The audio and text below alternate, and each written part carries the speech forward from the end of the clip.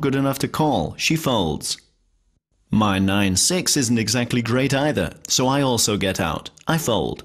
Matthias doesn't have a good enough hand to call with his 5 and 4 either, and he also wisely decides to get out of the game and folds. And now we come to the dealer position. Johnny has a pair of 2s and decides correctly to play aggressively, raising to 500. Now it's Rudiger's turn. He has an excellent starting hand of ace-king, but decides to play passively and calls the 500. The situation is now a bit tricky for Giovanni. His jack-10 is an average hand. He's in the position of big blind, and he'd only have to pay another 400 to match the bet. And what does he do? He takes the risk and calls the 500. The flop hasn't really helped Rudiger. He still doesn't have a pair, but he could possibly get a straight. Any jack would give him a straight. As the first person in line, he decides to check. Giovanni hit a pair of 10s with the flop. Not bad, but not good either. And besides, he is mindful of Johnny, who raised before the flop. So Giovanni also decides to check. Now it's Johnny's turn to act. For Johnny, obviously the flop is a dream come true. He got a 2, giving him 3 of a kind in 2s. That's a very strong hand, and his percentage also shows that he is the odds-on favourite. He has 2 remaining opponents and starts the betting with 1,000. Rudiger calls the 1,000. Why? Rudiger is a player who likes to go along with the action, who calls a lot, and in this case he makes what can only be described as a mistake and decides to match Johnny's 1,000. Giovanni takes some time to think, and since he doesn't believe that Johnny has the better hand, he decides to call with his pair of 10s and pays 1,000. After that, it's back to Rudiger, who bets 2,700. Even though he's trying to bluff here, he does stand a chance of completing a flush with any heart, or a straight with any jack. And so he risks 2,700 in the hopes of driving the other players out of the game. Now it's Giovanni's turn. As before, Giovanni has a pair of 10s as well as a potential straight, but the risk of calling here is much too high. Thus, Giovanni correctly decides to pass on this one. He folds. Johnny now faces a problem. He has a very strong hand with 3 of a kind in 2s, but it is quite possible that Rudiger, his opponent, may have a flush or a straight. That's something Johnny needs to consider, and he watches Rudiger closely. Lo and behold, Johnny decides to call because he doesn't believe that Rudiger will get a straight or flush. The river gave Rudiger neither a flush nor a straight, and so he decides to check. Johnny also checks, since it was possible for Rudiger to obtain a straight or a flush, and he doesn't know that Rudiger didn't. That brings us to the showdown between Johnny and Rudiger. 3 of a kind in 2s wins, and Johnny wins another big pot. Poker time! In the 7th and last game, Rudiger has the dealer button. I start the action. 10-7 is not strong enough, so I decide to fold. Matthias has a very strong hand with a pair of jacks and raises to 400. Johnny has a pair of 6s and does just the right thing. Following the previous raise, a pair of 6s is no longer good enough, and he decides to fold. Rudiger is in the best position and has a good hand with a pair of 9s, so he calls Matthias's 400. Giovanni also has a good hand with ace-queen. He needs to pay an additional 350 to reach 400, which he does. With her 8-2, Lucy has quite a bad hand and decides to fold. It's true that she loses the 100 from the big blind, but the risk of paying another 300 would be much too great. A correct decision then. With the flop, Giovanni hit his ace, so he now has a pair of aces and he bets 800. Matthias now has to consider whether or not he believes Giovanni has a pair of aces. Matthias doubts it and therefore matches Giovanni's 800 in the pot. We come to Rudiger, and we can already tell by the odds that Rudiger is the major favourite. Why? He has triple 9s.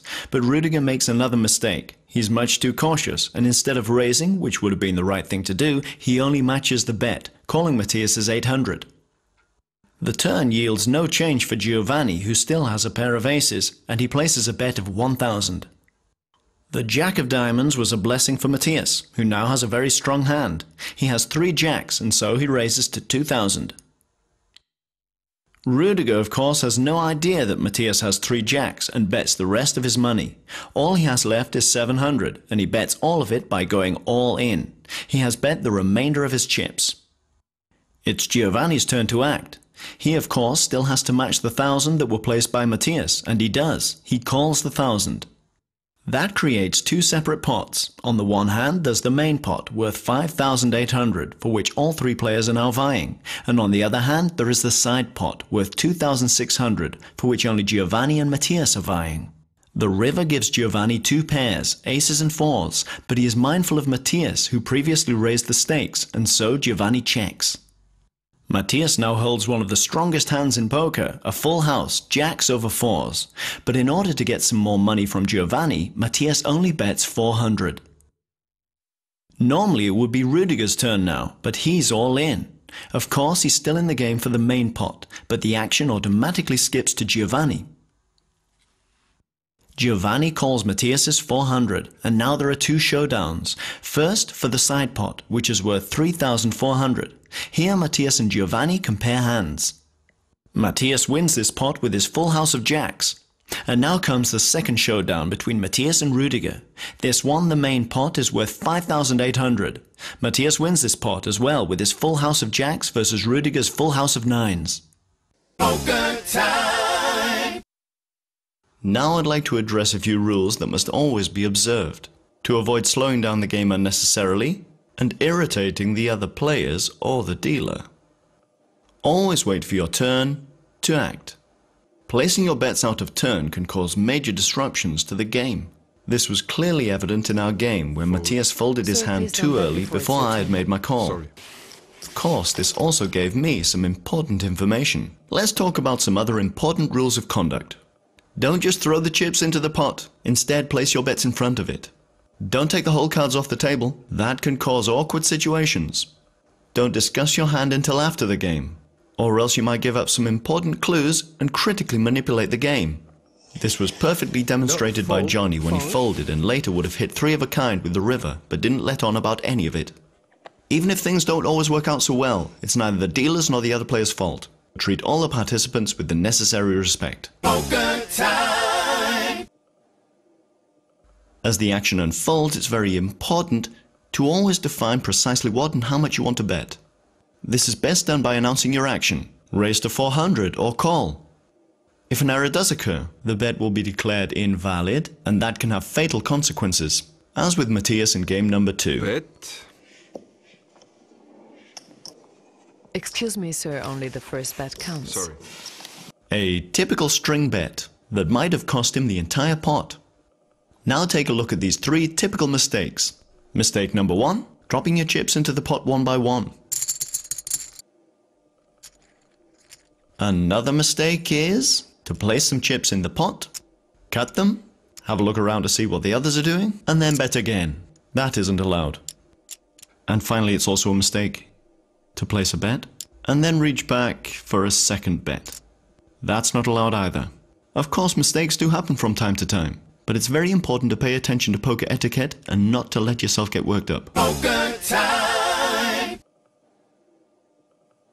In No Limit Texas Hold'em, the minimum bet is always the big blind. In the case of a raise, it gets a little more complicated.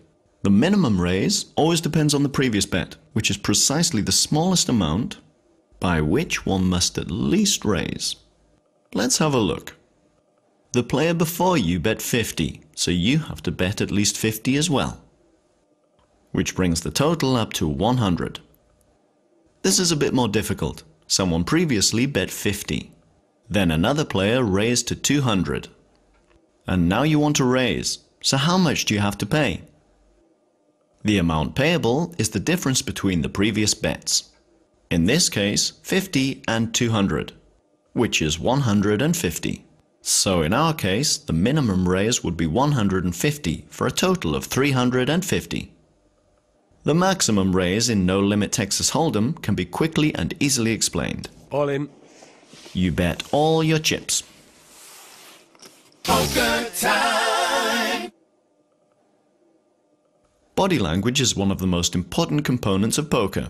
Watch your opponents carefully and also pay attention to yourself. Do you always have yourself under control? It's best to develop a routine for your own game. Protect your cards, observe your opponent, and only look at your cards when it's your turn. Whether you call or raise, always let the same amount of time pass. Don't give your opponents the chance to see through you. Often inexperienced players will give themselves away with little things. For example, take a look at Giovanni during the second game. He leaned back and displayed a lack of interest, presumably because he had a bad hand, but by contrast, here he protected his good cards with a chip. Rudiger also gave himself away in the second game by reaching for his chip.